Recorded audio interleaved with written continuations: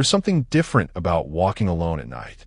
It's not just the silence, not just the empty streets or the flickering streetlights. It's the feeling that you're not as alone as you think you are. Most of us have done it at least once, a late night walk when everything feels still, like the world has paused. But sometimes in that quiet, something feels off. A shadow that lingers too long. Footsteps that don't match your own. A person who shouldn't be there. Tonight, I'm going to share 10 real feeling stories about people who went out for a simple walk and experienced something they still can't fully explain. So if you're listening to this alone, maybe turn the lights on, just in case. Welcome back to the Mega Horror Channel. If you enjoy slow burn, realistic horror stories that feel like they could actually happen to you, you're in the right place. All of the stories you'll hear tonight are written to feel real, grounded, unsettling, and just close enough to reality to make you question your own surroundings. So sit back, relax, and maybe think twice before your next late night walk. And if you're new here, don't forget to subscribe for more stories just like this. Let's begin. Story 1. The man who matched my pace. I didn't think anything of it at first. I've always liked walking at night. It helps clear my head after long days, especially when I can't sleep. That night was no different. It was just past midnight, and the neighborhood was completely quiet. The kind of quiet where even your own footsteps feel too loud. I put on a hoodie, grabbed my phone, and started walking down the usual route I always take. A few blocks, then around the park, then back home. Simple. About 10 minutes in, I noticed someone behind me. Not unusual. People walk their dogs late or come home from night shifts. I didn't turn around right away, just listened. Footsteps. Steady. Not rushing, not slow. But they matched mine. Every step I took, there was another one behind it. Same rhythm. Same spacing. I slowed down a little just to test it. The footsteps slowed too. That was the first moment something felt off. I glanced over my shoulder. There was a man, maybe 20 or 30 feet behind me. Hoodie pulled up, hands in his pockets. I couldn't see his face clearly under the streetlight, just the outline of it. I told myself I was overthinking it. Maybe he just happened to be walking at the same pace. Still, I crossed the street. He crossed too. That's when my chest tightened a bit. I kept walking, trying to act normal. I didn't want to look scared if this was just coincidence. But I couldn't shake the feeling that he was watching me. After another minute, I slowed again. So did he. This time I stopped completely, and the footsteps behind me stopped too. I didn't turn around right away. I just stood there, pretending to check my phone, but my eyes were focused on the reflection in the dark screen. He was still there, still facing me, not moving. That's when I turned. "Hey," I said, trying to sound casual. "You good?" No response. He just stood there. I took a few steps forward. He didn't back up, didn't say anything. I noticed something strange then, his posture. It was too still, like he wasn't shifting his weight at all, just standing, watching. "All right," I muttered, more to myself than him, and turned back around. I decided to head home, but instead of continuing my usual loop, I cut down a side street that leads directly back to my apartment. I walked faster now, and after a second, I heard again. Footsteps, matching mine. I didn't look back this time. I didn't want to confirm what I already knew. I turned another corner. Still there. Same distance. Same pace. That's when I pulled out my phone and pretended to call someone. "Yeah, I'm almost home," I said loudly. "Yeah, like 2 minutes." The footsteps paused for a moment, then continued. I felt my stomach drop. Whoever this was, they didn't care. I reached my building faster than I expected. I didn't even remember the last block. I just know I got there, opened the door, and stepped inside. I turned around before closing it. The street was empty. Completely empty. No one there. No footsteps. Nothing. I stood there for a few seconds, confused, then shook it off and went upstairs. I locked my door, checked the windows, and tried to calm myself down. Told myself I was just paranoid. But then I noticed something. My phone, the call I thought I was making, never actually went through. I hadn't pressed anything. And somehow, I still heard a voice respond. Story 2. The Underpass. I used to take the same route home from work every Friday night. I worked late at a small print shop about 20 minutes from my apartment, and after a while, walking home became part of my routine. It saved money, gave me time to decompress, and honestly, the city usually felt calmer after midnight. Less traffic, less noise, fewer people trying to talk to you. There were only two ways back to my place. One was the main road, which was longer but well lit. The other cut under the railroad tracks through a concrete underpass and shaved off almost 10 minutes. During the day, it wasn't a big deal. At night, it always felt slightly wrong. The tunnel wasn't very long, maybe 30 feet, but the sound in there was strange. Every footstep echoed too loudly, and the dim orange lights on either end never seemed to reach the middle. Most nights I still took it. That Friday, I left work around 12:40. I remember the time because my manager had made some joke about me turning into a vampire from always being out after midnight. I laughed, zipped up my jacket, and started walking home. The streets were mostly empty. A couple bars were still open a few blocks away, so I passed some people laughing outside, but once I got farther from downtown, things got quiet fast. I had earbuds in, but no music playing. I do that sometimes when I walk alone at night. It makes people think you can't hear them, but really you can hear everything. By the time I reached the underpass, the air had gotten colder. I remember seeing my breath under the streetlight. I slowed for a second before going in, not because I was scared exactly, but because I always had that little instinctive hesitation there. That moment where your body seems to ask, "Are you sure?" I almost took the longer route. I should have. As I stepped into the underpass, I noticed there was someone already inside. He was standing near the far wall, partially in shadow. At first I thought he was just another person cutting through, but then I realized he wasn't moving. He was facing the wall with one hand pressed against the concrete, like he was reading something written there. I kept walking. When you live in a city long enough, you learn not to react too much to strange behavior. People are drunk, high, arguing with themselves, crying, staring. The rule is usually simple. Keep moving. So I did. As I got closer, I saw he was older, maybe in his 50s or 60s, wearing a dark coat that hung too loosely on him. His hair was thin and uneven, like he'd cut it himself. He still didn't look at me. I was about 10 feet away when he spoke. "Don't stop," he said quietly. His voice echoed just enough in the tunnel to make it hard to tell if he'd really spoken at all. I didn't answer. I kept walking. Then he said it again, a little louder. "Don't stop in the middle." I turned my head toward him without fully slowing down. "What?" That's when he looked at me. I don't know how to explain it except to say that his expression didn't match the situation. He wasn't angry. He wasn't confused. He looked scared. Not of me. Of something else. "Just keep walking," he said. "If you stop, he thinks you saw him." I laughed once, automatically, because what else do you do when someone says something insane to you in an empty tunnel after midnight? But he didn't smile.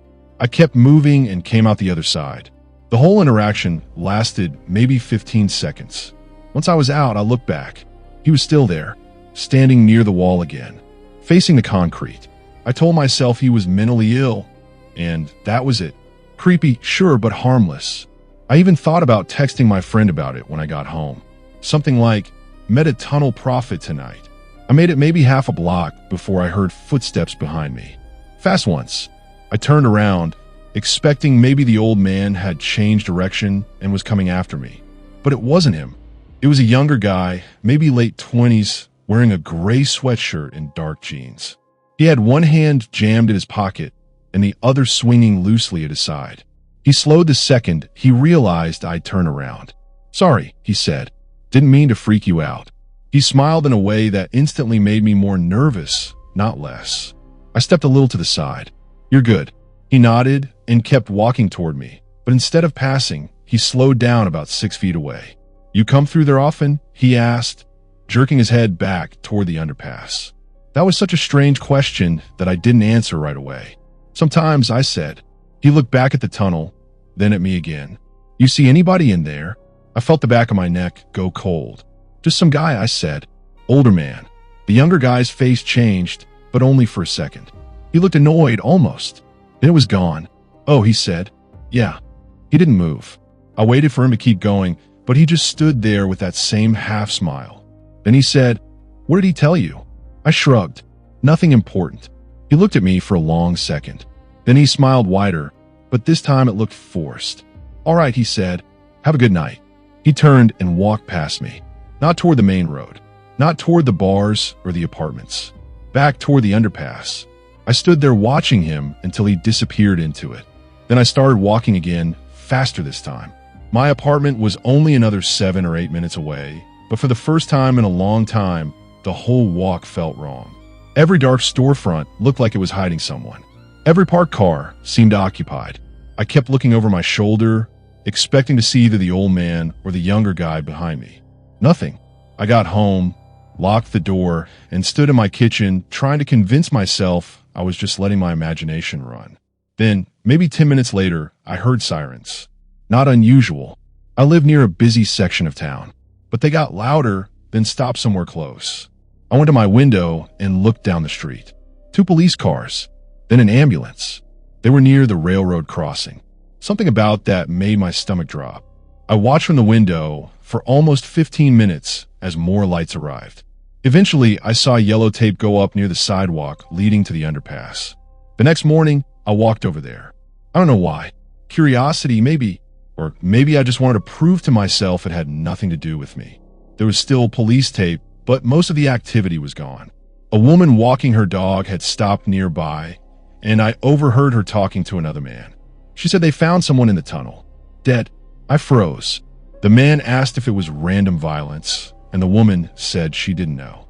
Just that the victim was older and homeless, and someone had apparently called it in after midnight. Older, homeless. I didn't ask questions. I went home. For the rest of that day, I kept replaying the conversation in my head. The old man telling me not to stop. Telling me if I stopped, he thinks you saw him. The younger guy asking what he told me. I called the non-emergency police line that afternoon and told them I might have seen the victim before whatever happened. They took my information, and later that evening, an officer came by to ask a few questions. I described both men. When I mentioned the younger guy, the officer got more focused. He asked if I was sure about the gray sweatshirt, the age, the build. I said yes. Then he asked, did he say anything else? I told him exactly what he asked me. Did I come through there often? Did I see anybody in there? What did he tell me? The officer wrote it down and thanked me. Before he left, I asked something I probably shouldn't have. Did the old man die before or after I went through there? The officer paused. Then he said, we're still establishing a timeline. That answer bothered me more than if he'd said nothing. For the next week, I took the long route home. A few days later, I saw a local news article online. It was short. The body found under the railroad tunnel had been identified. No suspects named. Investigation ongoing. There was no picture of the victim, but there was security footage from a nearby liquor store showing a person of interest walking in the area around the time of death. The image was grainy, but looked like the younger guy. Gray sweatshirt, dark jeans. I showed up at the station the next day and told them I recognized him from the footage. They took my statement again. Then one of the detectives asked me something I still think about. He said, "You're sure the older man spoke to you?" I stared at him. Yeah. The detective looked down at his notes for a second. Then he said, "The medical examiner believes the victim had already been dead for at least 20 to 30 minutes before he was found." I didn't understand at first. Then I did. And I said, "That's impossible." The detective didn't respond. He just asked me to repeat exactly what the man had said. I told him, "Don't stop. Don't stop in the middle. If you stop, he thinks you saw him." The detective wrote all of it down without reacting, which somehow made it worse. I stopped taking that shortcut after that. Actually, I stopped walking home at night for a long time. Even now, if I'm out late and I pass any kind of tunnel or underpass, I feel this pressure in my chest like I'm about to hear someone speak from the shadows. The case was never solved, at least not publicly. I checked for updates for months and eventually gave up. But about a year later, I was coming home from a friend's place and got stuck waiting at a red light near the same railroad tracks. I hadn't been back there on foot since the night it happened. There was a man standing near the entrance to the underpass. At first I thought it was just someone smoking. Then he turned slightly and I saw the dark coat, the thin hair, the hand resting against the concrete wall. The light changed and I drove away before I could get a better look. I told myself it was someone else. It had to be. But right before the tunnel disappeared behind me, I saw him lift his head just enough to look in my direction. And even from that distance, I could tell he wasn't warning me anymore. He looked like he was waiting to see if I'd go in. Story 3. The street with no cars. A few years ago, I moved into a neighborhood that looked nice during the day and felt completely different at night. It wasn't dangerous exactly. It was one of those older residential areas just outside the city, full of narrow roads, large trees, and houses built so close together that the streetlights barely reached the sidewalks. During the day, it felt quiet and pleasant. At night, it felt like everything was holding its breath. I had just gone through a rough breakup back then, and I developed the habit of taking long walks when I couldn't sleep. Sometimes 1 in the morning, sometimes 3. I know that sounds dramatic, but walking gave me something to do besides sit in a dark apartment replaying old conversations. For the first few weeks after moving in, I stayed close to my block. Then I started exploring farther out. That's how I found Briar Lane. It didn't look unusual the first time I saw it. Just another side street branching off the main road. Same cracked sidewalk, same mailbox posts, same old trees leaning over the pavement. But there was one thing I noticed immediately. No cars. Not driving, not parked, not in driveways. Nothing. At first I thought maybe it was a small private road with off-street parking behind the houses, but once I turned onto it, that explanation didn't make sense. The driveways were there. Garages too. They were just all empty. I only walked halfway down the street that first night before turning back, mostly because I started feeling weird for no reason I could explain. Not scared exactly, just exposed. I forgot about it until a few nights later when I ended up there again from another direction. Same thing. No cars. That was strange enough to stick in my mind because every other street in the neighborhood had vehicles packed along both curbs. Briar Lane looked staged, like a movie set waiting for actors to arrive. I mentioned it to my neighbor the next afternoon while we were both getting mail. Do people not live on Briar Lane? I asked. He frowned like he didn't know what I meant. Where? Briar Lane, 2 blocks over by the small church. He looked past me for a second, then shrugged. I guess so. Never been down there. The way he said it made me feel slightly stupid, like maybe I was asking about the most normal street in the world. So I let it go. A week later, I was out walking again, sometime after 2 a.m. The neighborhood was dead quiet. No dogs barking, no TVs behind windows, not even wind. I ended up on Briar Lane without planning to. And this time, there was someone standing in one of the driveways. A woman. She was near the garage, facing the street. She looked middle-aged, wearing a long cardigan or robe, arms folded tightly across herself like she was cold. I almost nodded at her, the polite little acknowledgement you give strangers at night, but something about the way she was standing made me stop. She wasn't looking at me. She was looking down the street, perfectly still. I slowed, expecting maybe she'd move or glance over, but she didn't.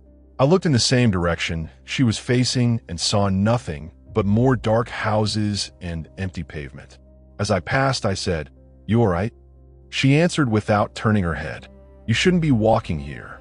Her tone was flat, not threatening, not even urgent, just matter of fact, like she was commenting on the weather.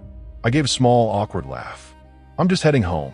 She finally looked at me then, and I remember how wrong her expression felt. Her face wasn't panicked, but it was tense in a way people get when they've accepted something bad and are too tired to fight it anymore. "You need to leave before one comes through," she said. I didn't ask what that meant. I wish I could say it was because I was smart enough to trust my instincts, but really it was because my brain didn't know what to do with the sentence. I just muttered, "Okay," and kept walking. I made it to the end of the street and turned the corner, and nearly walked straight into a parked car. I stopped dead, because there hadn't been any cars on Briar Lane. But now there was a black sedan sitting right at the mouth of the street, half under a broken streetlight. The engine was off. The windows were dark enough that I couldn't see inside. I stared at it for a second, confused, trying to convince myself I just hadn't noticed it before. Then the driver's side door opened a few inches. Just a few. No interior light came on. No one got out.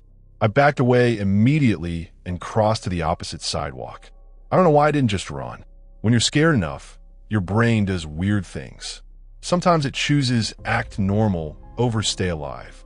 I walked quickly around the block and took a different route home. I didn't look back until I was nearly at my building. No black sedan. No one following me. The next day, I almost convinced myself it was all nothing. A woman with insomnia standing in her driveway. A random parked car. A coincidence. But that night, around 1:30, I heard something outside my bedroom window. A car engine. Idling. I lived on the second floor, and my window faced the street. I pulled the curtain aside slightly. Black sedan. Parked directly across from my building. Lights off. Engine running. I couldn't see the driver. I stood there for maybe 20 seconds, frozen, before I stepped back and turned off my bedroom light. Then I waited in the dark, peeking through the blinds. After about 5 minutes, the car drove away. I told myself there could be 100 explanations for that. Someone waiting to pick somebody up. A delivery driver checking an address. Someone lost. But I didn't go walking the next night. Or the next one. I stayed in for almost a week. Then, because I hated feeling controlled by fear, I went out again. I took a different route and avoided Briar Lane entirely. Everything was fine. Then another week. Still fine. Eventually, I started thinking I'd imagined the whole thing. Then, one Friday night, I was heading home after grabbing food with friends. It was later than usual, maybe 12:50. I was still a few blocks from my building when I saw the black sedan roll slowly through the intersection ahead of me. It didn't stop at the sign. It didn't speed up either. It just drifted through the empty crossing like it had nowhere to be. I stopped walking and watched it turn left, toward Briar Lane. I should have gone home. Instead, I followed it. Not closely. I stayed on the next street over and cut through where I thought it would end up. I don't know what I was expecting. Some innocent explanation, I guess. Something to make me feel less insane. By the time I reached the far end of Briar Lane, the street was empty again. No car. No people. Nothing. The houses looked dead. Dark windows. Closed curtains. No porch lights. Then I heard a sound behind me. A car door closing softly. I turned around. The black sedan was halfway down the street, parked at the curb where no car had been a second earlier. I know how that sounds. I know cars don't just appear. But I had been looking right at that stretch of road moments before, and it was empty. The driver's side door was shut now. Still no one visible inside. I started backing up. Then a front door opened on one of the houses nearest me. The woman from the driveway stepped out. Same robe. Same rigid posture. This time she was looking directly at me. "Don't let it stop beside you," she said. I remember actually whispering, "What?"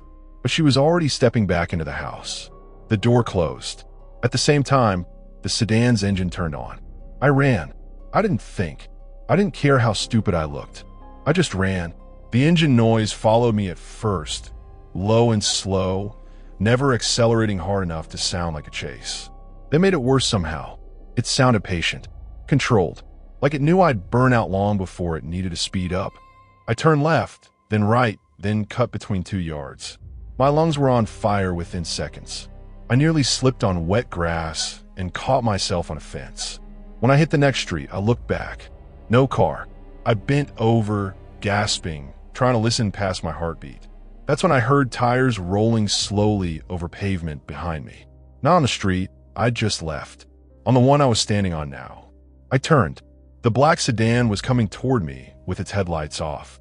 Maybe 20 yards away. I ran again. This went on for what felt like forever, but was probably only 4 or 5 minutes. I'd lose sight of it, then hear it again. Turn a corner, see empty road, then spot it at the far end of the block like it had somehow looped around faster than it should have. Not once did it speed up. Not once did it honk or flash its lights or try to hit me. It just kept appearing on whatever street I chose next. Finally, I saw a gas station on the main road ahead and sprinted straight for it. The second I reached the bright lights and glass storefront, I looked back. Nothing. No sedan. I went inside anyway and stayed there almost half an hour, pretending to browse snacks while shaking so hard I dropped a bottle at one point. The clerk asked if I was okay, and I almost told him everything. But even in that moment, I knew how ridiculous it would sound. What would I even say? A car keeps finding me? When I finally left, I called a rideshare to take me the 3 minutes home. The next morning, I went back to Briar Lane during daylight. Cars everywhere. Not packed, but normal. A minivan in one driveway. 2 pickup trucks parked on the curb. An SUV in front of the woman's house. The whole street looked ordinary. I found the house where she'd stood and knocked on the door. A man answered. Late 40s, maybe. Tired eyes. Friendly enough.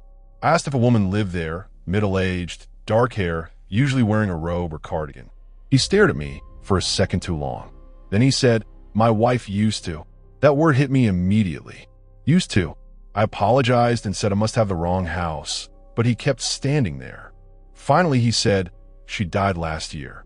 I think my face changed because he added, "Car accident." I didn't know what to say. Then he asked, very quietly, "Why are you asking about her?" I made up some excuse about thinking I'd met her on a walk, then left before he could question me more. After that, I stopped going out at night altogether for a while. Eventually, life got busy, and I moved to another part of the city. The fear faded, at least enough for me to function. But a few months ago, I was visiting a friend who lives not far from my old neighborhood. We were driving back from dinner when we passed the intersection near Briar Lane. And there it was, black sedan, parked under a dead streetlight. No headlights, no visible driver. I felt that same old rush of panic, even though I was in a car with someone else. I told my friend to keep driving. He laughed and asked what was wrong, but I couldn't explain it. As we passed, I looked through the passenger side window. The driver's side door was open a few inches, just enough to suggest someone had gotten out, or was about to, and standing on the sidewalk nearby, barely visible between the trees, was a woman in a long cardigan, watching it like she already knew where it was going next. Story 4. The bench near the track. When I was 22, I used to walk the river path late at night. It was a paved trail that ran behind a row of apartment buildings and followed the water for a couple miles before curving back toward the downtown area. During the day, it was busy with joggers, cyclists, dog walkers. At night, it emptied out completely, which was exactly why I liked it. There was something calming about the trail after midnight. The city noise faded, and all you really heard was water moving and the occasional rattle from the train tracks that ran parallel to one section of the path. It felt isolated, but not in a dangerous way. More like stepping outside normal life for a while. At least, that's how it felt until I started noticing the man on the bench. The first time I saw him, it was around 1 a.m. He was sitting on one of the old wooden benches near the tracks, elbows on his knees, looking out at the river. I passed him without thinking much of it. Plenty of people sit alone at night. The second time, maybe 3 nights later, he was there again. Same bench, same posture, same dark jacket and knit cap. I remember because I almost joked to myself that the trail came with NPCs like a video game. Fixed characters in fixed places. After that, I started seeing him a lot. Not every night, but enough that it became strange. Always the same bench, never any other. Always alone. He never smoked, never used his phone, never seemed to do anything but sit and look toward the water. I passed him close enough several times to get a decent look. Middle age, maybe early 50s. Thin face, clean shaven, tired looking. The kind of guy you wouldn't remember 5 minutes later if you saw him in a grocery store. Eventually, I nodded to him one night as I went by. He nodded back. That was it. Maybe a week later, I passed him again and he said, "You walk late." I slowed a little. "Yeah, helps me sleep." He nodded like he understood that. "Stay on the main path." I laughed lightly. I usually do. He looked past me toward the darker stretch farther down where the trail dipped under a bridge. "Good," he said. I kept going. That should have been the end of it, but after that conversation, I couldn't stop thinking about the way he'd said it. Not like advice, more like a warning. A few nights later, I saw police lights down by the river and found out a woman had been attacked on the trail under the bridge. She survived, but she'd been walking alone late, and someone had come out from the embankment beside the path. That got to me more than I want to admit. Not just because it happened so close to where I walked, but because of what the benchman had said. Stay on the main path. I stopped going for a while after that. Then I started again, but only earlier in the evening. Eventually my schedule shifted, and I ended up back on the trail late at night. He was still there. Same bench. Same posture. This time I stopped. "Did you hear about what happened under bridge?" I asked. He nodded once. "You knew it wasn't safe there?" He shrugged a little. "You walk enough, you notice things." That answer felt reasonable enough. So I sat down on the far end of the bench for a minute, more out of curiosity than trust. Up close, he smelled faintly like damp clothes and coffee. His hands were rough and red from the cold. He didn't seem threatening at all. You out here every night? I asked. Most. For what? He looked at the river. Can't sleep either. I remember smiling at that, because it made him seem more normal. We talked for maybe 10 minutes. Nothing deep. Weather, noise from a city, how people get stupid around water after dark. He never gave me his name, and I didn't ask. It was one of those weird, nighttime conversations that feels temporary by design. Before I left, he said, "If you see someone standing by the service stairs, turn around." I frowned. What service stairs?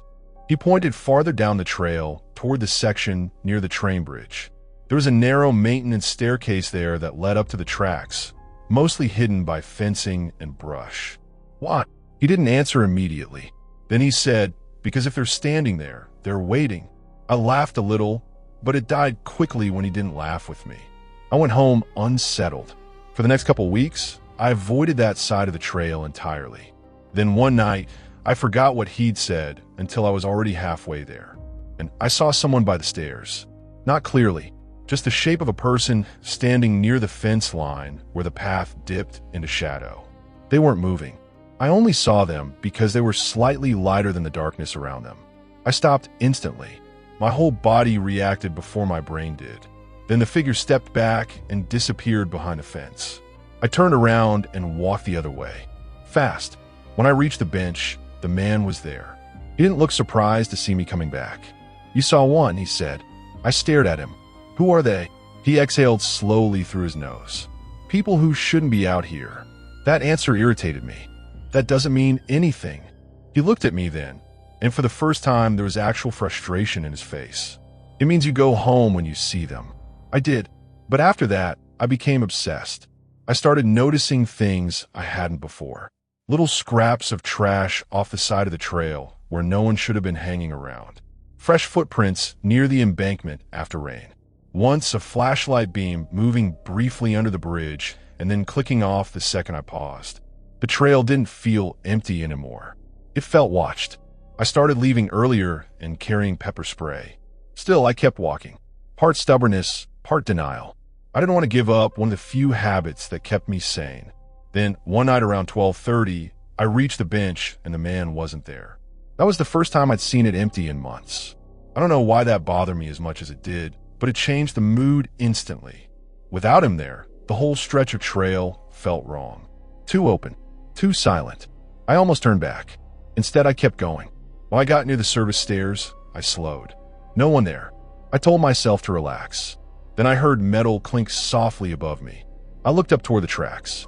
Someone was on the stairs, not coming down, just standing there between the railings, looking at the trail below. I couldn't make out their face, just a dark silhouette with one hand on the railing. I backed up and heard footsteps behind me. Fast. I spun around, expecting to see another figure on the trail. Instead, it was the bench man, moving quicker than I'd ever seen him move. "Go," he said sharply. I didn't argue. I ran. He grabbed my arm once as I passed and shoved me toward the open, well-lit stretch near the apartment buildings. "Don't look back." I didn't look back, of course.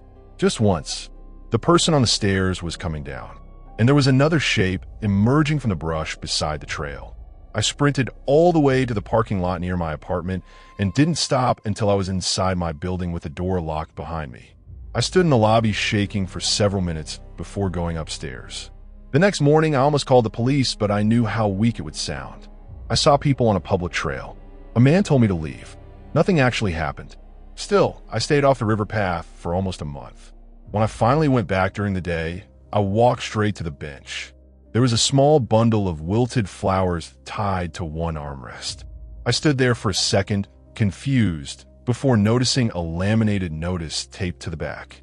It was one of those memorial cards people leave in public places, in memory of Daniel Mercer, beloved father, brother, and friend. I stared at it for a long time because the picture on the card was him. The bench man. Same face. Same tired eyes. The date of death was from almost 2 years earlier. I actually laughed under my breath at first because it made no sense. Maybe I had the wrong guy. Maybe he looked similar. Maybe the memorial had been placed there because it was his favorite spot and I'd somehow mixed him up with a living relative. I took out my phone and searched his name when I got home. An obituary came up. Same man. There was even a photo from a family barbecue, and it was unmistakably him. He had died after being struck by a freight train near the river trail. Near the tracks, I read the line 3 times. Then I zoomed in on the obituary photo and felt this awful cold sensation in my stomach because in the background of the picture, barely noticeable unless you look for it, was that same bench. I never went back to the trail at night after that. A few years have passed since then, and I still think there are probably rational explanations. Maybe I met someone who looked exactly like the dead man. Maybe the memorial was newer than I realized. Maybe stress and lack of sleep distorted things. That's what I tell myself. But one part doesn't fit. About 6 months after I stopped using the trail, a local article came out about a man arrested near the river for assault and attempted robbery. He'd been hiding along the path after midnight, targeting people walking alone. The article mentioned detectives believe there may have been more than one offender using the embankment and service stairs as access points. I read that and felt sick, because if the benchman hadn't stopped me that night, I would have walked straight into them. And the last thing he ever said to me keeps replaying in my head, mostly because I didn't understand it at the time. A week before the night by the stairs, I'd asked him why he sat on that bench so often. He looked out the tracks and said, very quietly, "I missed one person here once." I thought he meant he regretted not helping someone. Now I think he meant something worse. Because if he died on that trail 2 years before I met him, then maybe he wasn't sitting there because he couldn't sleep. Maybe he was still waiting for the next person not to make it past the bench. Story 5, the second reflection. I didn't start walking at night because I liked it. It started because I couldn't stand being inside my apartment anymore. I had just moved into a small studio on the 3rd floor of an older building. The place wasn't terrible, but it had this constant hum of noise, pipes, distant traffic, footsteps from neighbors above. At night, when everything else quieted down, those sounds felt louder. So I started going out. Just short walks at first, around the block, then a few blocks more. Eventually, it became a habit. Midnight, sometimes later. Headphones in, no music playing. Just like that, I got used to being alone in empty streets. There was one route I took almost every night. It looped past a row of closed shops, then down a narrow street lined with glass storefronts, mostly salons and small offices. The kind of place that looks completely dead after 9 p.m. One of those storefronts had a full-length mirror mounted just inside the window. I don't know why. Maybe it was a salon before. The glass was clean enough that at night, it worked like a perfect reflection. The first time I noticed it, I stopped. I could see myself clearly under the streetlight. Hoodie, hands in pockets, slightly hunched posture. Behind me, the empty street stretching into darkness. It became a small routine. Every time I passed, I'd glance at it. Just a quick check, just to see myself. One night, I stopped longer than usual. I don't know why. Maybe I was tired. Maybe I just needed a moment to stand still. I looked at my reflection. Then I noticed something behind me. A shape, faint, just at the edge of the reflection. I turned around immediately. Nothing. Empty street. I turned back to the mirror. Just me. I laughed under my breath and kept walking. But the next night, it happened again. This time I didn't turn around right away. I stared at the reflection, and there it was. Something behind me. Farther back than I expected. Not close enough to hear, not close enough to feel. Just there, standing still. I turned again. Nothing. I spun back to the mirror quickly. Gone. That's when the uneasiness started. For the next few nights, I avoided looking at the mirror entirely. I'd pass the storefront and keep my eyes forward, pretending it wasn't there. But curiosity is a stupid thing. Eventually, I looked again. And this time, the reflection didn't match. I was walking, but the reflection of me wasn't. It was a fraction of a second behind. Not enough to notice at a glance, but enough that something felt off. I stopped walking. The reflection took a split second longer to stop. That delay shouldn't exist. I told myself it was the glass, the angle, my brain playing tricks. Then I noticed a figure again. Closer now, still behind me. But this time it moved, just slightly. A shift of weight. I turned around. Nothing. No footsteps. No sound. No movement. I walked home faster that night. The next day, I went back in daylight, trying to convince myself it was all perspective and lighting. The mirror looked normal. Just a plain reflective surface. No distortion. But that didn't help, because what I saw at night felt real. I stopped using that route for about a week. Then one night, without thinking, I ended up there again. And I saw the mirror before I could avoid it. I told myself I wouldn't look. I lasted maybe 3 seconds. Then I glanced and immediately froze, because this time, the reflection behind me wasn't distant anymore. It was close, too close, standing just a few steps behind my reflected self. I didn't turn around. I couldn't. I just stared at the mirror, and that's when I realized something worse. It wasn't just standing there. It was standing wrong. Its posture didn't match a normal person. Slightly tilted, head angled in a way that looked unnatural. And then it leaned toward me, toward my reflection. Slowly, I finally forced myself to turn. Nothing. No one behind me. I turned back to the mirror, and for the first time, the reflection didn't match my movement at all. I was facing it, but my reflection was still turned slightly sideways, like it hadn't caught up yet, and the thing behind it was still there, still leaning. I stepped back. The reflection didn't. It stayed. A half-second delay again, but longer this time, long enough to feel intentional. I ran. I didn't look back. I didn't slow down. I didn't stop until I was inside my building, breathing hard, hands shaking. I told myself I wouldn't go back there again, and I didn't. For months. Eventually, life moved on. Work got busier. I started sleeping better. The walks became less frequent. Then one night, after a late shift, I took a different route home, and I passed a completely different storefront. Another glass window, another reflection. I didn't mean to look, but I did, and my heart dropped instantly, because this time, I didn't need a mirror to see it. It was there in the reflection of the glass, standing directly behind me, close enough that if it were real, I would have felt it breathing. I turned around, and for the first time, there was something there. Not clear, not fully visible, but enough of a shape to know it wasn't just my imagination anymore. I backed away slowly. It didn't follow. It didn't move. It just stood there. And then, as a car passed and its headlights swept across the street, it was gone. But the worst part isn't that. The worst part is this. Since that night, I've stopped trusting reflections entirely. Mirrors, windows, even the black screen of my phone. Because sometimes when I glance at them for just a second too long, I can still see something standing behind me. And now, it doesn't always wait for me to look first. Story 6. The house that stayed lit. When I first moved in my neighborhood, there was one house everyone avoided talking about. Not because it was abandoned, not because it looked dangerous, but because it looked normal. Too normal. It was a 2-story house at the end of a quiet street, with white siding, trimmed hedges, and a porch light that was always on. Always. I don't mean every night. I mean every time I passed it, no matter the hour. And I walked a lot at night back then. At first, I didn't think much of it. Some people leave lights on for security. But after a few weeks, I noticed something else. There were no signs of anyone actually living there. No cars.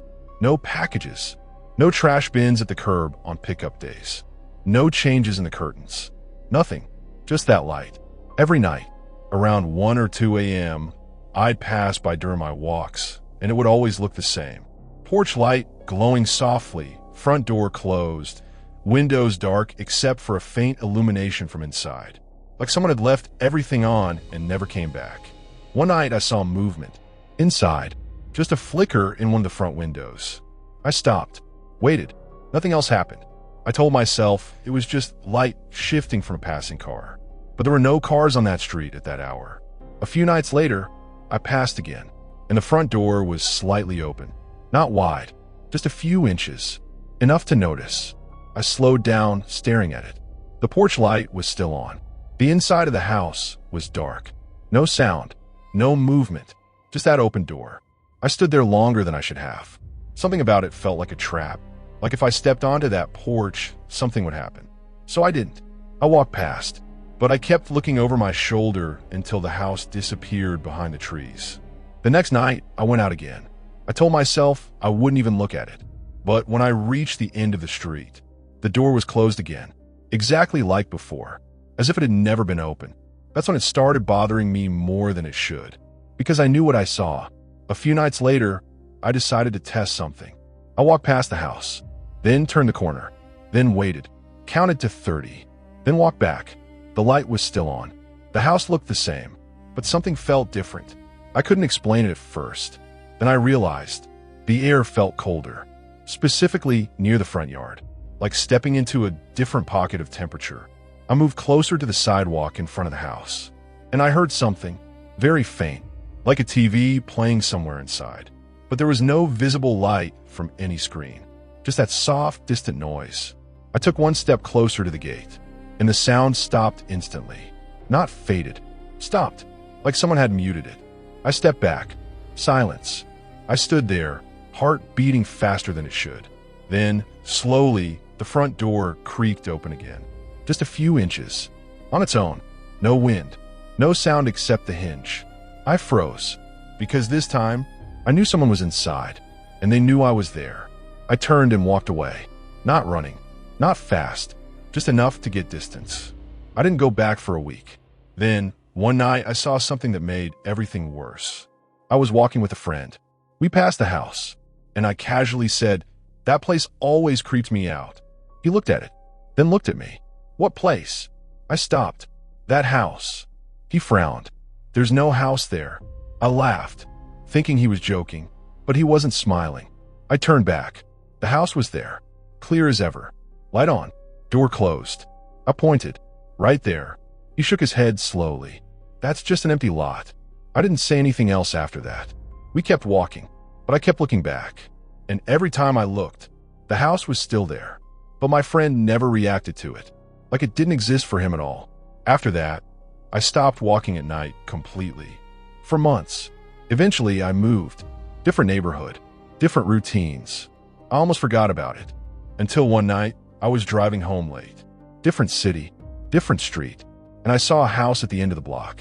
White siding, trimmed hedges, porch light on. I slowed down, stared at it, and as I passed, the front door slowly opened, just a few inches. And I swear, for a split second, I saw someone standing inside, watching the street, like they'd been waiting. And somehow, they knew I'd recognize it. Story 7. The person who knew my route. I didn't realize how predictable I was until someone else proved it to me. I've always been a creature of habit. Same routes, same timing, same routines. Especially with my late-night walks. I leave around the same hour, take the same streets, loop back the same way. It felt safe because it was familiar. That was my first mistake. I started noticing him about 3 weeks after I moved into my new place. The first time, he was just another passerby, walking in the opposite direction, head down, hands in his jacket pockets. We didn't make eye contact. Nothing strange. But the next night, I saw him again. Different street. Same time. Same clothes. That caught my attention. But still, it wasn't enough to mean anything. Until the third time. This time, he was behind me. Not close. Maybe half a block. Walking at a steady pace. I crossed the street. So did he. That's when I started paying attention. I turned down a different street than usual. He followed. Not immediately, but within a few seconds. Like he was pretending it was coincidence. I stopped walking. Pretended to check my phone. He slowed too. Didn't pass me. Just stayed behind. I kept going. Faster now. He matched it. That was the moment I knew. This wasn't random. I took a sharp turn into a street I never used. Then another. Then another. Trying to break the pattern. Try to lose him. But every time I looked back, he was still there. Same distance. Same pace. Not rushing. Not closing in. Just following. I made it home that night without anything happening. But I didn't sleep. The next night, I didn't go out. The night after that, I changed my route completely. Different direction. Different streets. I didn't see him. For a while, I thought it was over. Then one night, I opened my door to go for a walk. And he was already outside, standing across the street, looking at my building. Not moving. Not pretending anymore. Just there, watching. I froze in the doorway. He didn't approach. Didn't speak. He just stood there, like he'd been waiting for me to come out. I slowly closed the door, locked it, and didn't go outside. For the next few days, I stayed in as much as possible. Checked the street before leaving. Avoided walking at night. Then, one afternoon, I saw him again. Broad daylight, sitting on a bench across from a coffee shop I was in, looking at the door, waiting. That's when I realized something worse. He didn't just know my route. He knew my schedule. I left immediately through the back exit. After that, I started documenting everything. Times I saw him, where, what he wore. It was always the same. Same jacket, same pace, same distance. Always watching, never interacting. I considered going to the police. But what would I say? A man walks in public places where I also walk. There was no crime, just a pattern and a feeling. Then one night, I decided to confront it. I don't know why. Maybe I was tired of being scared. Maybe I wanted it to stop. I went out on my usual time. Same route. And sure enough, he appeared, behind me, same as always. This time I stopped, turned around, and walked toward him. He didn't move, didn't back up, didn't react, until I was about 10 feet away. Then he smiled, not wide, not aggressive, just calm, like he'd been expecting this. "You changed your route last week," he said. My stomach dropped. I didn't say anything. "You usually turn left there," he added, pointing vaguely behind me. His voice was casual, like we were discussing directions. "How do you know that?" I asked. He tilted his head slightly. I walked too. That answer didn't help. I stared at him. "You've been following me." He shook his head slowly. "No," he said. Then, after a pause, "I've been walking where you walk." That distinction made it worse, because it meant he didn't see it as following. He saw it as overlap. I took a step back. He didn't move. "I think you should go home tonight," he said. I didn't ask why. I just turned and walked away. Fast. I didn't look back. I didn't go out again for days. Eventually, I started again, but only during the day. I never saw him at night after that. But sometimes, I catch a glimpse of him in places he shouldn't be. Across the street, in reflections, at the far end of a block, always at a distance, always watching, until one day it stopped. Completely. No more sightings. No more feeling of being watched. It just ended. For months, I finally relaxed. Started going out at night again. Different city now. Different life. Then one night, I was walking home. Completely new area. No familiar routes. No patterns. I felt safe again. Until I heard footsteps behind me. Matching mine. Same pace. Same rhythm. I stopped. They stopped. I turned around. And there he was. Same jacket. Same calm expression. Like no time had passed at all. He smiled slightly and said the one thing that still doesn't make sense to me. "I was wondering when you'd start walking here." Story 8. The caller on the empty street. I used to go on late-night walks whenever I had trouble sleeping, which was often. It started during a stretch where my anxiety was bad enough that lying in bed felt impossible. I'd close my eyes and feel more awake, more trapped, like the walls of my apartment were inching in. Walking helped. It gave my brain something simple to do. Left foot, right foot, breathe, keep moving. I usually stayed within a few blocks of home, but one night, I took a longer route through an older part of town with narrow sidewalks, old brick storefronts, and those long stretches where every business is closed and the windows reflect more darkness than light. It was around 1:15 in the morning. No cars, no music, no voices. Just the occasional buzz of a street lamp. I was halfway down one of those empty streets when my phone rang. That alone made me jump. Almost nobody called me that late, and the sudden vibration in my pocket felt violent in the silence. I pulled it out and looked at the screen. No caller ID. Normally I would have ignored it, but there's something about being alone at night that makes every small thing feel loaded with meaning. So I answered, "Hello." For a second, there was nothing. Then I heard breathing. Not heavy breathing, just quiet, steady air on the line. I frowned. "Hello." A man's voice said, very calmly, "Don't turn around." I actually laughed a little out of reflex because it was such a cliche thing to hear that my brain rejected it at first. It sounded like a prank, something from a movie. Then he said, "Keep walking." All the humor drained out of me. I kept moving, but slower now, my entire body on alert. "Who is this?" He didn't answer the question. "There's a man sitting in the doorway behind you," he said. "If you look back, he'll know you heard me." I remember tightening my grip on the phone, so hard my hand hurt. I didn't turn around. I looked ahead and kept walking, because in that moment it felt safer to obey than to think. What are you talking about? You passed him 20 seconds ago, the voice said. Brown coat. Hood up. Don't react. I tried to think back. Had I passed someone? I honestly didn't know. I've been zoning out, head down, just walking. This isn't funny, I said. No, he said. It isn't. The street ahead was long and badly lit, with one intersection about half a block away. I started heading toward it. Who are you? I asked again.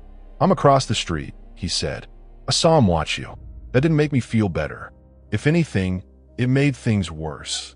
Now, there were potentially two strangers focused on me in an empty street after 1 a.m. Why are you calling me? I asked. Because you were about to slow down near him. His voice never rose, never changed. It stayed level and controlled in a way that somehow made it more disturbing. I crossed the intersection without waiting for the light, even though there were no cars. How did you get my number? No answer. I looked at the screen again to make sure the call was real. It was still active, still no caller ID, timer counting up. Keep going straight, he said. Don't go toward the laundromat. I looked ahead. There was a 24-hour laundromat on the next corner. I stopped walking for just a second without meaning to. Keep moving, he said, sharper now. He stood up. Every muscle in my body locked. I started walking again fast. Who stood up? The man behind you. I wanted to hang up. I wanted to run. I wanted to spin around and confirm whether any of this was real. But the one thing I couldn't shake was that he'd known about the laundromat before I looked up and registered it. How can you see me? I asked. There was a pause. Then he said, because I'm on the same street. That was the moment fear turned into something colder, more focused. Up to that point, part of me still wanted to believe this was a weird coincidence. A prank call, somebody throwing out guesses. But if he was really nearby, then he could see me, which meant I couldn't see him. Wave your hand, he said. I didn't. Do it once. Not too obvious. I raised my hand near my face like I was brushing hair away. Good, he said. I nearly dropped the phone. I kept walking, fighting the urge to break into a run. My breathing had gone shallow. My ears were straining for footsteps, but all I could hear was my own movement and the faint static of the call. Take the next right, he said. No. If you keep going straight, you'll hit the bus stop. Don't go there. Something in his tone made me obey before I had time to think. I turned right. This street was darker and residential, lined with parked cars. Worse in some ways because there were more places to hide. I said, tell me who you are right now, or I'm calling the police. You should, he said, but not yet. That answer was so strange, it almost broke the rhythm of my fear. What does that mean? It means if you stop walking to explain, you'll be standing still. I kept going. Then, for the first time, I heard something behind me. Footsteps. Faint, but definitely there. I didn't turn around. The caller spoke immediately, as if he'd heard them too. Do not run unless he does. That was almost worse than anything else he'd said. The phrasing implied a set of rules. A familiarity. Like he'd seen this kind of thing before. My mouth had gone dry. Why are you helping me? There was a longer pause this time. Then he said, because no one helped the last girl. I felt my stomach drop, so suddenly it actually hurt. What? Keep walking. The footsteps behind me were still there. Not close enough to be right on me, but steady. Patient. I passed a parked van and caught the briefest glimpse of movement in its dark side window. Not enough to see a face, just enough to confirm there was someone behind me. Left at the stop sign, the caller said. I did it. Another block. Another dark row of houses. A porch light on one side, nothing on the other. Then he said, there's a blue house coming up on your right. Front yard with a bird bath. Go sit on the porch. I stared ahead and saw it. How do you know this street so well? He ignored that. The owners are awake.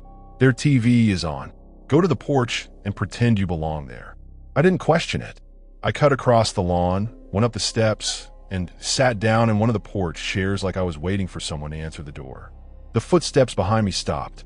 I kept the phone pressed to my ear, looking straight ahead. Is he still there? I whispered. Yes. Where? Across the street, near the tree. I focused on the darkness opposite the house and thought I saw a shape near the curb. It didn't move. Should I knock? I asked. No, not yet. That was such a bizarre answer that I nearly did it anyway out of panic. But then the caller said, If you make him think you're asking for help, he may leave. If he leaves, don't follow him. I sat there for what felt like an hour, but was probably less than 2 minutes. Then headlights swept across the end of the block. A car turning in. The shape across the street moved back slightly. "Now," the caller said. "Knock." I jumped up and knocked hard. An older man opened the door almost immediately, like he'd already been awake and close by. He looked confused, but the second he saw my face, he opened the screen door wider. "Can I help you?" I said the first thing that came into my head. "I'm sorry. I think someone's following me." He looked past me toward the street.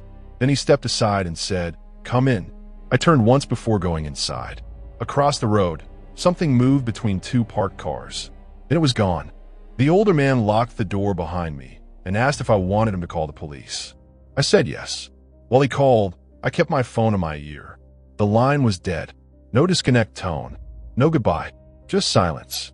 When I looked at the screen, the call had ended. The police came quickly. I gave them a statement that sounded ridiculous even to me. Anonymous caller warns me. Man follows me. Caller directs me to safe house. They took it seriously enough to drive the area, but they didn't find anyone. When I asked if they could trace the call, one of the officers looked at my phone log and frowned. Then he showed it to me. There was no incoming call. Not at 115. Not from block number. Nothing. I told him that was impossible because I've been holding the phone the whole time, talking to someone. He asked if maybe I called someone myself or used an app. I said no. He didn't argue, but I could tell he thought stress had scrambled my memory. The older couple let me stay there until one of my friends came to pick me up. Before I left, the woman of the house asked what the caller had sounded like. I said, middle-aged maybe. Calm, male voice. She nodded slowly in a way that made me ask why. Then she said something that still bothers me. About a year ago, she said, a young woman came to this porch just after midnight, saying someone had been following her. I felt that same cold drop in my stomach again. What happened? The woman looked toward the front window. We didn't answer, she said. I didn't know what to say to that. A few days later, I searched local articles and found a short report about a woman assaulted a few blocks from that neighborhood after leaving a late shift. No suspect identified. Minimal details. There was one quote from police asking residents to remain alert. That was it. No mention of a phone call. No mention of her trying to get help. I stopped walking at night after that. Completely. It just wasn't worth it anymore. Months later, I changed apartments. New area, brighter streets, more people around. One evening, while organizing contacts on my phone, I saw something that made my chest tighten. A saved voicemail. No name. No number. Timestamped the night of that call. I don't know how I missed it before. My hands were shaking when I played it. At first there was static, then footsteps, then my own voice, faint and far away, saying, "Who are you?" And after that, a man's voice very close to the microphone said, calm as ever, keep walking. What bothered me most wasn't hearing it again. It was realizing the sound quality was wrong. If that message had come from the person I was talking to, my voice should have sounded normal. Instead, it sounded like he wasn't on the phone with me at all. It sounded like he was standing somewhere behind me. Story 9. The apartment shortcut. When I was in college, I lived in a cheap apartment complex just off campus. The kind of place that always looked temporary no matter how long anyone stayed there. Peeling paint, thin walls, bad parking, and a maze-like layout where the buildings formed narrow walkways and dead spaces between them. It wasn't a dangerous area exactly, but it had enough weird corners that you learned pretty quickly not to cut through them at night, unless you had to. There was one shortcut everybody used anyway. If you were coming back from the 24-hour convenience store on the main road, you could either follow the lit path around the front leasing office and loop through the parking lot, or you could cut between buildings C and D, walk through a narrow breezeway, cross a little courtyard, and come out directly behind the units near my building. It saved maybe 4 minutes. Not a lot, but at 2 in the morning, 4 minutes feels meaningful. The shortcut had a bad feel to it, even during the day. It wasn't dirty or abandoned, just oddly enclosed. The breezeway between C and D was long enough that you lost sight of the street at one end before the other came into view. Sound behaved weirdly there too. Voices bounced. Footsteps echoed in a way that made distances hard to judge. Still, I used it all the time. One night around 1:40, I came back from the store carrying a plastic bag with bottled water and instant noodles. Finals week. I was exhausted, half zoned out, already thinking about how long I could microwave something before my roommates woke up and complained. As I reached the breezeway, I saw a guy standing inside it. He was near the middle, leaning against the wall, looking down at his phone. That was enough to make me hesitate. He looked like a student, maybe early 20s, gray sweatshirt, baseball cap, backpack. Totally normal. But there's a certain kind of discomfort that comes from seeing someone in a narrow place where you'd have to pass within arm's reach. I stopped and pretended to check my own phone, waiting to see if he'd move. He didn't, so I took the longer route. It felt silly even as I did it, like I was being paranoid over nothing. But I got home fine, forgot about it, and moved on. The next night, I came back later, closer to 2:15, and he was there again. Same breezeway, same spot. This time, he wasn't looking at a phone. He was just standing there. I stopped in the dark near the corner of Building C, far enough away that I don't think he saw me. I waited maybe 30 seconds. He never moved. So again, I took the longer route. This happened 4 times over the next 2 weeks. Not every night, but enough that it became impossible to ignore. Same guy, same place, usually between 1:30 and 2:30. Sometimes leaning, sometimes standing, always near the middle of the breezeway. Never talking, never smoking, never doing anything that made sense for someone just hanging around. I mentioned it to one of my neighbors, and she shrugged it off. Probably waiting for someone, she said. At 2 in the morning, she gave me that look people give when they think you're making a problem bigger than it is. People do weird stuff. Fair enough. Still, I started avoiding the shortcut completely. Then one night I forgot. I'd been studying at a friend's place, and we got back late from grabbing food. He dropped me off at the front of the complex around 2 o'clock. I was tired, distracted, and walking on autopilot when I turned toward the breezeway before realizing what I was doing. I stopped. The passage looked empty. I stood there for a second, trying to decide if I should backtrack. Then I actually laughed at myself. I was 20 years old in my own apartment complex, 100 yards from my building. So I went through. At first, everything was fine. Then I got about halfway in and noticed something on the ground near the wall. A phone, face down, screen cracked. I slowed. That was a mistake. From somewhere ahead of me, a voice said, "You can keep it." I looked up so fast my neck hurt. The guy was standing at the far end of the breezeway, half in shadow. I hadn't seen him when I entered. I know I hadn't. He was too tall, too centered, too obvious. There's no way I would have missed him. I backed up a step automatically. Then another voice behind me said, "Don't." My entire body went cold. I turned. There was someone at the entrance I'd just come through. Not the same guy. This one was shorter, heavier, wearing a dark jacket. I remember how impossibly fast my fear spiked in that moment. 1 second I was uneasy. The next I understood exactly what was happening without wanting to. I was between them, the guy at the far, and took a step forward. "We just want to ask you something." That sentence in that tone is something I still react to when strangers say anything remotely similar. It was too casual, too practiced. I gripped the plastic store bag so tightly it stretched and crackled. "What?" I asked, because apparently some part of my brain still thought acting normal might help. The guy behind me said, "Who are you here visiting?" I didn't answer. The guy ahead said, "You don't live here." That was weird enough to cut through my panic for a second, because I did live there. I've been there almost a year. And then I realized he wasn't making a mistake. He was testing me, waiting to hear if I'd say a building number, an apartment number, a name. I said, "My place is right there," and nodded vaguely past him. He smiled, but not like he believed me. "Which one?" I didn't answer. The one behind me took a few steps closer, slow enough that I could hear his shoes scrape the concrete. That's when I made the most impulsive choice I've ever made in my life. I swung the plastic bag as hard as I could at the guy in front of me. The bottles inside hit him in the shoulder and face with a heavy, clumsy crack. He cursed and flinched sideways. I bolted past him before I even registered whether it had hurt him. The one behind me shouted something and started running. I came out of the breezeway into the courtyard and nearly slipped on wet concrete. Then I sprinted across the grass toward the back stairs of my building instead of the front walkway. I don't know if that was smart or dumb, but it was instinct. I heard footsteps behind me, more than one set. I hit the stairs two at a time, fumbled my keys so badly I dropped them, grabbed them, got my door open, and slammed it shut hard enough to shake the frame. Then I locked it, deadbolted it, and stood there with my back against it, shaking so hard my teeth knocked together. A few seconds later, I heard footsteps outside in the breezeway area behind my unit. Then silence. Then very softly a knock. Not on my door, on my bedroom window. I think that was the moment I really understood how close I'd come to something bad. My bedroom window faced the back walkway.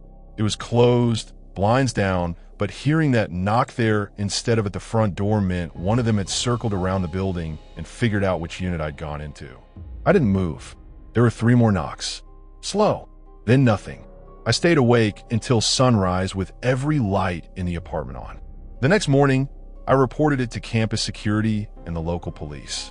They took a report, but since I didn't have names, plates, or a clear description beyond age and clothes, nothing really came of it.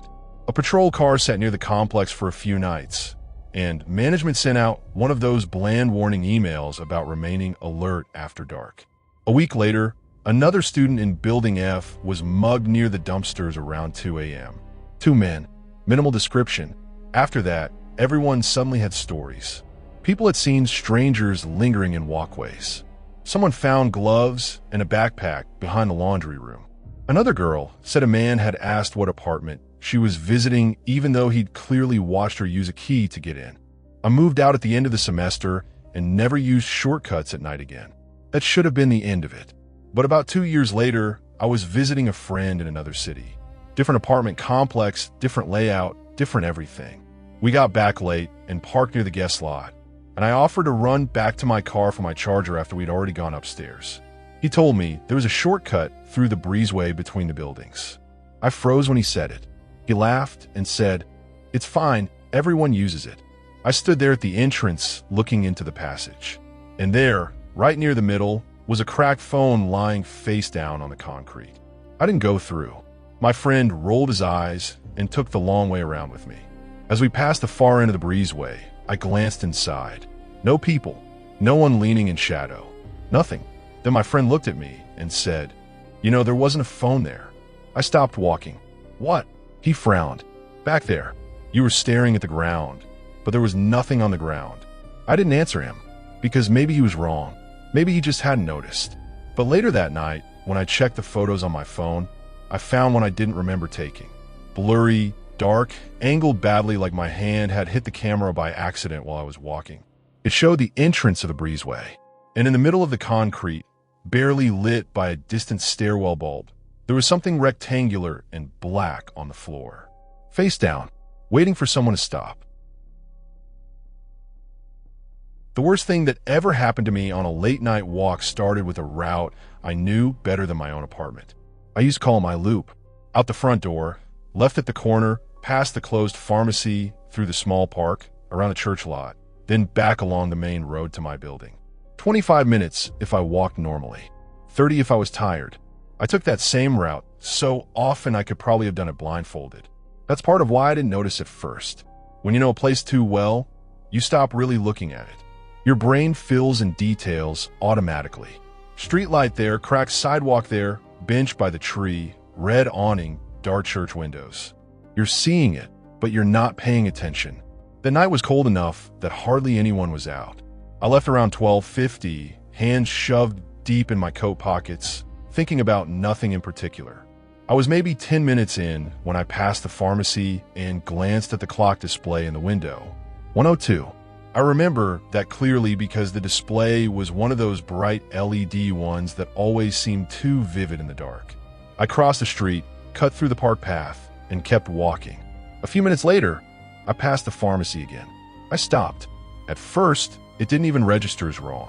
There was this weird half-second where my brain tried to file it under normal without success. Same window, same posters, same clock display glowing in the glass. 1:02. Exactly the same. I stood there frowning, trying to figure out how I'd double back without realizing it. But I hadn't. I knew I hadn't. The turns were simple.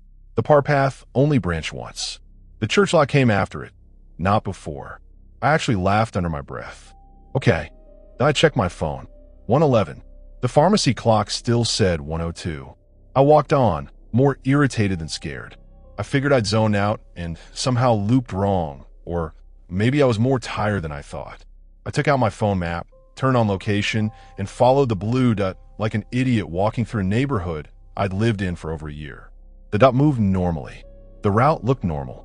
Then I came around the next corner and saw the church lot. Relief hit me immediately. There, proof I was back on the usual loop. I walked past the lot, and 2 minutes later, I was at the pharmacy again. Same clock, 1:02.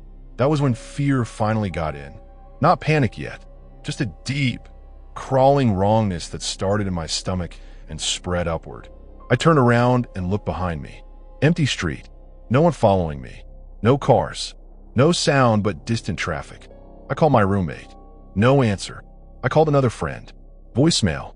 I started walking faster, no longer trying to preserve the route. I took random turns. Left, right again, across the park grass instead of the path, through an alley beside the laundromat. Anything to break the pattern. A few minutes later, I came out onto the main road, and the pharmacy was across the street. Clock glowing. 1:02. I stopped so hard my knees almost buckled. The street was still empty.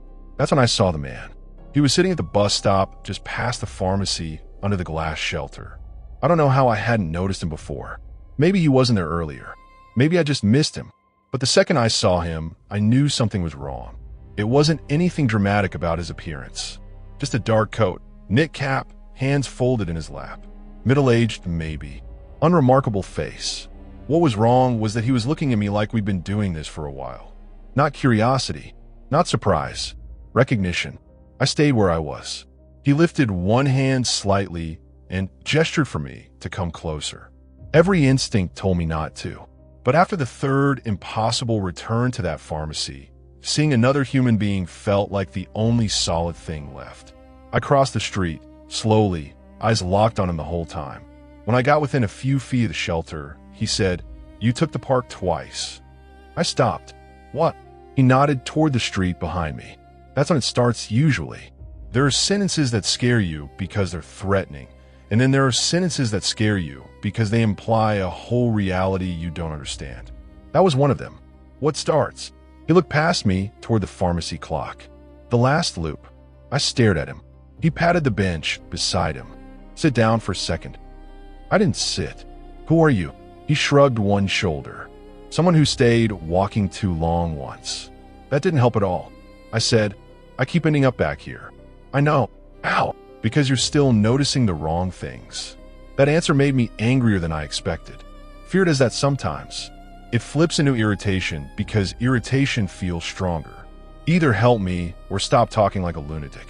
He didn't react to that.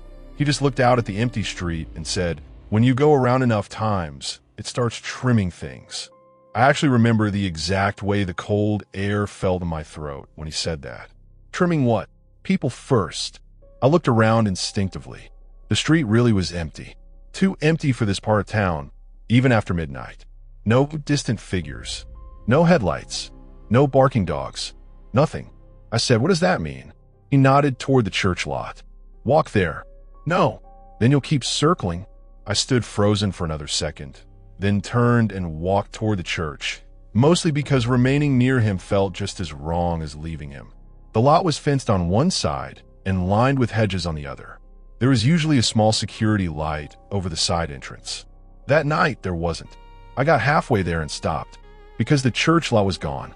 Not completely, not like a blank space.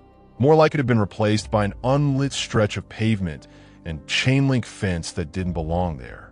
The church itself was still visible farther back, but the lot where cars usually park had become something narrower, emptier, unfinished. I backed away immediately. When I turned, the man was still at the bus stop, watching. He called out, "You see it now?" I went back to the shelter, heart pounding so hard I felt sick. "What is this?" He studied me for a second and then said, "How many times have you passed the pharmacy?" "I don't know. 4? 5. He nodded slowly, like he'd hoped it would be less. "Don't go through the park again." I looked in that direction. The park entrance was visible from the bus stop, framed by low iron fencing and 2 trees. It looked normal. Still, I ask why. Because if it takes the path, it keeps the person. That sentence is still the one I hate the most. Not because I fully understand it. Because I don't. I said, "Are you messing with me?" He shook his head. I wish someone had done that for me. I didn't know what to do. None of this made sense. I wanted to believe he was crazy and I was just disoriented, but the pharmacy clock still burned 102 in the glass while my phone crept forward to 124. Then something moved inside the bus shelter glass beside him. At first, I thought it was just our reflections. Then I realized there were 3 of us. Me, the man on the bench, and another figure standing at the far end of the shelter. I turned instantly. No one there. I looked back at the glass. Still there. Tall, dark, featureless except for the shape of a head slightly inclined toward us like it was listening. I stepped backward. The seated man didn't even turn around. He just said quietly, "Don't look at it through the glass." That was enough for me. I started walking fast down the main road, away from the pharmacy, away from the park, away from the church, not caring where I ended up as long as I broke free of the route. I heard the man call something after me, but I didn't catch it. For one full block, everything seemed normal. Then I reached an intersection and saw the pharmacy on the opposite corner. 102. I nearly screamed. This time the bus shelter was empty. The man was gone. I crossed to it anyway, desperate now, and found something on the bench. A folded receipt. I picked it up. Printed at the top was the pharmacy name and address. Timestamp, 1:02 a.m. But the date on it was from 3 years earlier. Under the timestamp was a list of items: bottled water, painkillers, granola bar. And at the bottom, barely visible where the ink had faded, was a handwritten line in pen. "Don't take the park again." I dropped it like it had burned me. My hands were numb. My legs felt weak. I didn't know if I was having some kind of breakdown or if the entire neighborhood had become something else while I wasn't paying attention. Then I heard footsteps. I looked up. Someone was entering the park path. Not from my side, from the far side, near the benches. A man in a dark coat and knit cap, walking with his head down. For one awful second, I thought it was the same man from the bus stop. Then I realized it wasn't. It was me. Same coat, same posture, same way I walk when I'm tired. I know how impossible that sounds. I know, but I saw him, me, turn onto the path without looking up exactly the way I had earlier that night. And before I could move or shout or do anything, the park swallowed the shape in darkness. The streetlights around the entrance flickered once, then settled. I never went through the park again. I didn't even go home the normal way that night. I called a cab from the gas station 2 streets over and spent the rest of the night at a friend's place without really explaining why. The next morning, I returned in daylight. Everything was normal. Church lot back in place. Pharmacy clock working and showing the correct time. Bus shelter empty. Park path ordinary. No receipt. No sign of anything strange. That should have made me feel better. It didn't, because when I got home, my roommate was in the kitchen and looked up like he was annoyed. "Where were you last night?" I stared at him. "What do you mean? You came back at like 1, then left again after 5 minutes." The air went out of me. "No, I didn't." He frowned. "Yeah, you did. I heard the front door. Thought you forgot something." I asked him what time exactly. He said, "A little after 1. 1:02. I never told him the rest. I never told anyone for a long time because there's no version of it that sounds sane. But once in a while, if I'm awake too late and pacing my apartment, I catch myself thinking about going for a walk to clear my head. And every single time, I remember the way that figure moved into the park. My pace, my coat, my route, like I'd already finished the loop once. And something had let the wrong version of me come back.